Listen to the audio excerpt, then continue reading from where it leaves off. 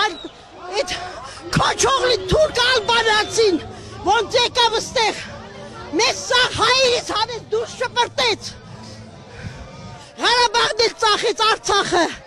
սաղ ամենիչըք մի կծել են Նիկոլն արեց,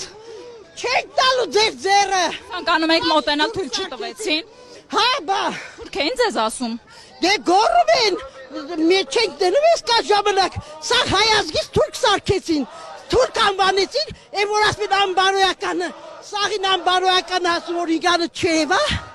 սաղից հարտացին անբարոյական, որ իրանց թրկությունը չերևա,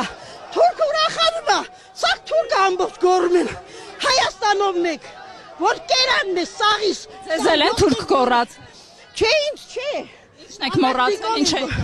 27 հոկտեմբերի, որ ռազմական հեղաշրջումարի մարտի 1 արեցին։ Դուք վախ չունեք, որ կկրկնվի։ Ես ես 25 տարի այդ 7 թվից պայքարում եմ փողոցները սրանց այդ քոչողլու դեմ ու մարտի 1-ը չբացահայտեցին։ Իրանց որտեղ սա 90% իրանց իշխանական բաներն են նստած պոստերում։ Տանում են մի կոկոպեկներ առնում են, բաց են թողնում, որ ասեն Նիկոլը չկարողանում